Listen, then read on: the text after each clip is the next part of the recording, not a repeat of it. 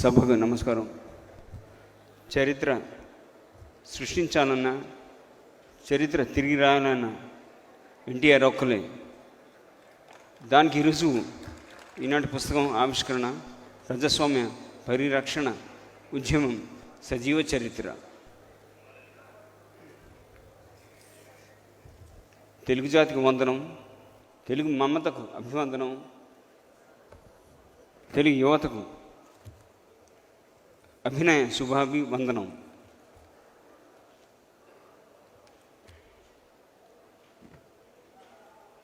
ఎవడి పేరు చెప్తే ఎవరి పేరు తెలుగు జాతి గర్వపడుద్దో, ఎవడి పేరు చెప్తే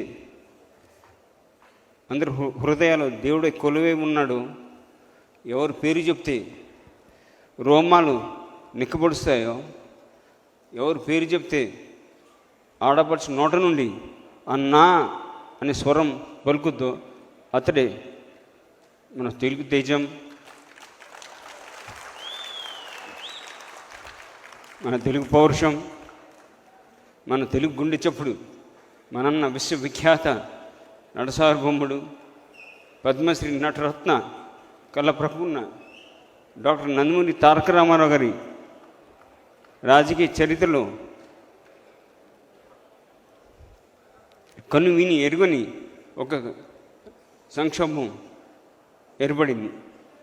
అదే 1984 ఆగస్టు 14 నుండి సెప్టెంబర్ 16 అంటే నేడు కూడా సెప్టెంబర్ 16 అది గుర్తుకొచ్చుకునే రోజు నేడు. ఈ నెల రోజులు రాజకీయ చరిత్రనే, ఈ నెల రోజు సంఘటనలు ఈ పుస్తక రూపంలో అచ్చు చేయబడింది. మరి ఈ అమూల్య పుస్తకాన్ని మన వేదిక పోయిన పెద్దలు వారి అమూల్య సమయాన్ని కేటాయించి ఇక్కడ వచ్చిన పెద్దలు, గౌరవనీయులు, మన ఆంధ్రప్రదేశ్ ముఖ్యమంత్రి వర్యులు నారా చంద్రబాబు నాయుడు గారికి,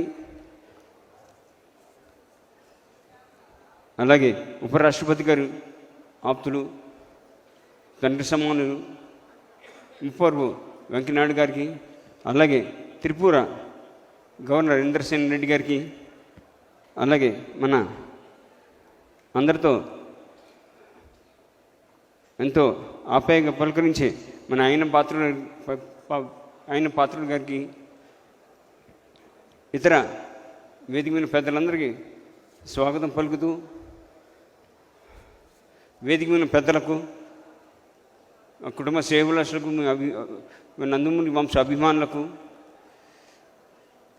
విలేకరులకు, అలాగే ముఖ్యంగా మన తెలుగుదేశం పార్టీ వీరసైన్య కార్యకర్తలకు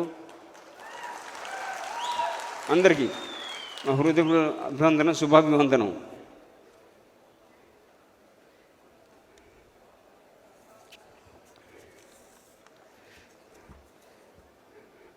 మరి చరిత్రలోని కొన్ని పేజీలు పాత్రల సంఘటనలు సజీవంగా ఉంటాయి. అలాంటి జీవిత పాత్ర సంఘటన మన తెలుగుదేశం పార్టీ వ్యవస్థాపకులు నందమూరి తారక రామారావు గారిది. 1984లో ఎన్టీఆర్ పరిరక్షణ ఉద్యమం ఒక సజీవ చరిత్ర.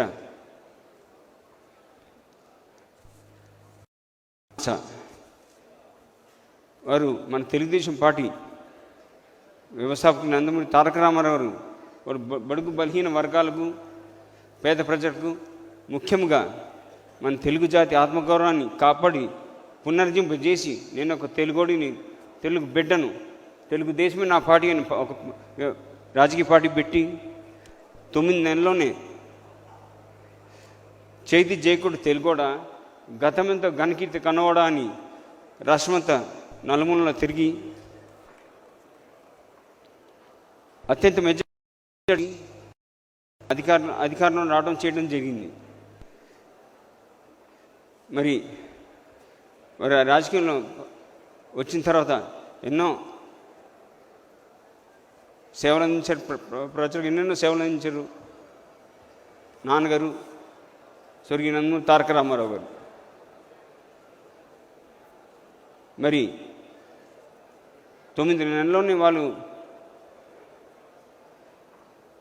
గవర్నమెంట్ ఏర్పడితే, ఒక పార్టీ పెట్టి గవర్నమెంట్ ఏర్పడితే 18 నెలల్లోనే మరొక సంక్షోభం ఎదురైంది. అది క్రైసిస్. ఆగస్టు 14న నాన్నగారు అప్పుడు ఆగస్టు నెలలో, నేను అప్పుడే అమెరికాలో చదువుతున్నాను, ఇంజనీరింగ్ చేస్తూ ఉన్నాను. అప్పుడు అక్కడ రావడం చేయడం జరిగింది. వారితో పాటు మా అమ్మగారు కూడా, వారు క్యాన్సర్ వ్యాధితో, అమ్మ నాన్నగారు ఇద్దరు వచ్చారు, ఇటు అమ్మగారు అటు నాన్నగారు. ఇటు అమ్మగారు క్యాన్సర్ వ్యాధితో ట్రీట్మెంట్ తీసుకోవడం న్యూయార్క్లో, నాన్నగారు ఇంకో పక్క. ఎవరు తెలియదు ఏంటంటే ఆయనకి 4 ఆర్టరీస్ బ్లాక్ అయినండి. 1 కాదు 2 కాదు 3 కాదు 4 ఆర్టరీస్ బ్లాక్ అయినండి. 2 ఆర్టరీస్ 90%, 1 ఆర్టరీ 3 ఆర్టరీ 75%, 4 ఆర్టరీ 35%, మొత్తం 4 ఆర్టరీస్ బ్లాక్ అయిపోయింది. ఆశ్చర్యపోయారు, ఇలాంటి మనిషి ఎలా తిరుగుతున్నాడని. అందరికి తెలిసిందన్న సార్ మొండోడైనా, క్రమశిక్షణ, నీతి నిజాతి, మొండితనం మరో పేరు ఎన్టీఆర్. ఆయన మొండితనం ముందు తీసుకెళ్ళింది. ఇలా ఉండగా ఆపరేషన్ జరిగింది. అది ఈ వార్త ఇక్కడ వచ్చింది.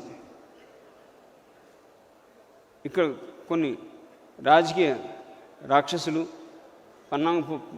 పన్నాగం పొంది మళ్ళీ ఎట్టగొట్ట దీన్ని క్రైసిస్ తీసుకురావాలని అప్పటి సెంట్రల్ గవర్నమెంట్తో, అప్పుడు ఇందిరాగాంధీ గవర్నమెంట్ ఉంది, కాంగ్రెస్ చేతులు కలిపి ఎట్టగొట్ట దీన్ని క్రైసిస్ తీసుకురావాలి అని పన్నాగం పొందారు.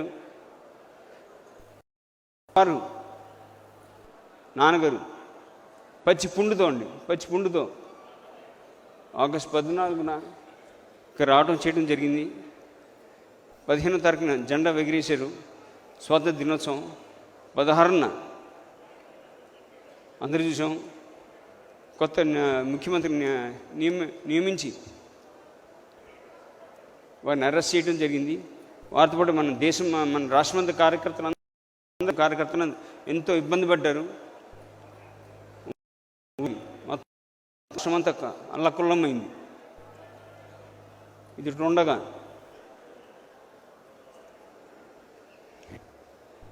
ఇక్కడే అసలు రాజకీయం మొదలైంది. ఇక్కడే నారా చంద్రబాబు నాయుడు గారు, మన ముఖ్యమంత్రి నారా చంద్రబాబు నాయుడు అప్పుడు ఇక్కడ చక్రం తిప్పాడు. ఆయన రాజకీయ ఎక్స్పీరియన్స్ అంతా ఇక్కడే చూపించాడు. ఆయన రామకృష్ణ స్టూడియోస్లో ఎమ్మెల్యే అందరూ క్యాంపు ఏర్పాటు చేసి చేయాలన్న ఆలోచన చంద్రబాబు నాయుడు గారిది. ఎమ్మెల్యేలందరినీ ఒక్కరొక్కరిగా రప్పించి దుష్టశక్తులను రానివ్వకుండా చేశారు. ఒక చీమ లోపల రాకుండా, ఒక చీమ బయటికి వెళ్ళకుండా చేశారు. ఎందుకంటే అక్కడ కాంగ్రెస్ పార్టీ కొనుగోలు చేయడం మొదలైంది.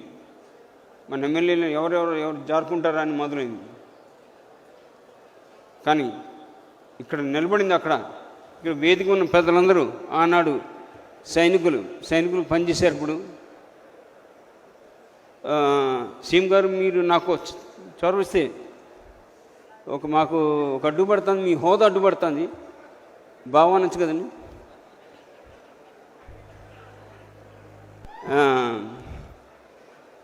మీకు గుర్తుంది బాబు గారు, ఎమ్మెల్యేలందరూ వాళ్ళు ఒక పెద్ద డిమాండ్లు చేశారు, లిస్ట్ ఇచ్చి మాకు ఇది కావాలి, ఈ వస్తువులు ఆ వస్తువులు కావాలని. తప్పు లేదు, వారు బయటకు వెళ్ళలేరు కదా. మీకు గుర్తుందో లేదో, లేనిపోని డిమాండ్లన్నీ మళ్ళీ మీరు ఎంత కష్టపడి వాళ్ళందరినీ వాళ్ళకి కావాల్సిన వస్తువులు కానీ ఏదైనా సరే అందరికీ చేయడం జరిగింది. కింద మీద పడి ఒక పక్కన నాన్నగారు రాష్ట్రమంతా తిరిగారు. ఆయన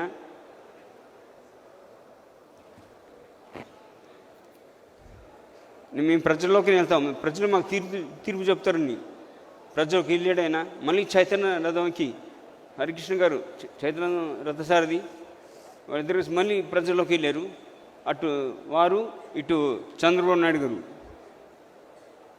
రాజకీయ మొత్తం చక్రం తిప్పాడు. ఆయన ఎవరు ఒక్కరు కూడా పనులు వెళ్లకుండా తిరిగే బాగా కష్టపడ్డారు. ఆయన తిరుపతి దేవస్థానంకి జై విజయులు ఎలాగుంటారో మన తెలుగుదేశం పార్టీ ఆలయానికి చంద్రబాబు నాయుడు గారు అలా కష్టపడ్డారు.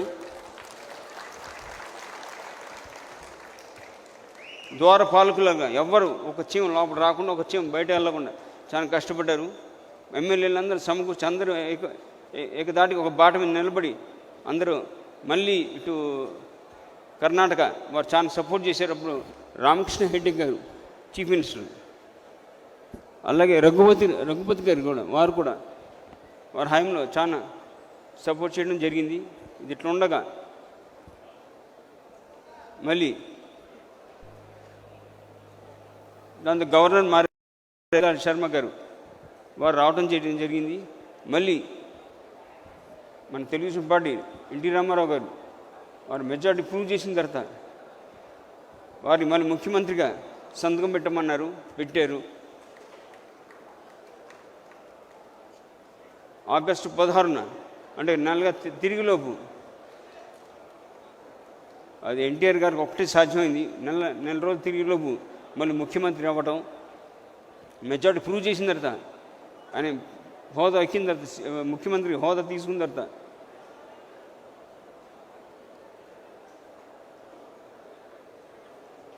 వారు ఇది ఎలా కాదు, మళ్ళీ మనం ప్రజల్లోకి వెళ్దాం, మీరేంటి మాకు ఇచ్చేది హోదా, మళ్ళీ ప్రజలే మమ్మల్ని ఎన్నుకుంటారని చెప్పి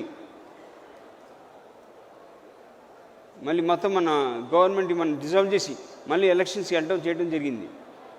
మళ్ళీ అత్యంత మెజార్టీ మళ్ళీ గెలవడం, మళ్ళీ కొంత ఇదంతా ఒక చరిత్ర. చాలా చెప్పాలంటే నా సమయం చెప్పిన నా జన్మ సరిపోదు ఇక్కడ.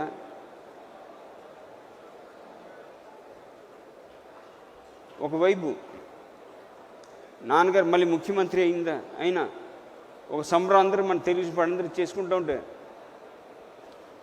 ఇంకో పక్క మా కుటుంబంలో ఒక సంక్షోభం జరిగింది.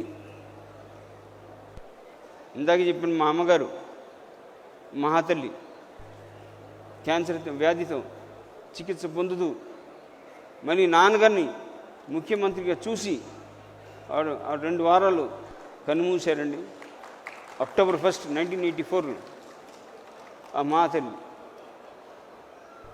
తెలుగు జాతి, తెలుగు గడ్డ, తెలుగు నేల ఉన్నంతకాలం రామనామం చిరస్మరణీయం.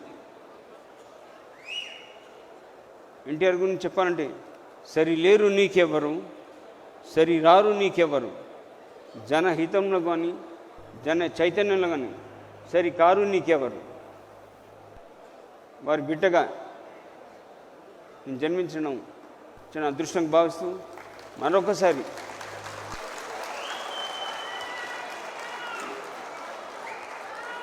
మీ అవకాశం ఇచ్చిన పెద్దలందరికీ హృదయపూర్వక నమస్కారం తెలియజేస్తూ సెలవు తీసుకున్నాను. జోహార్ ఎన్టీఆర్, జై తెలుగుదేశం, జై చంద్రబాబు నాయుడు.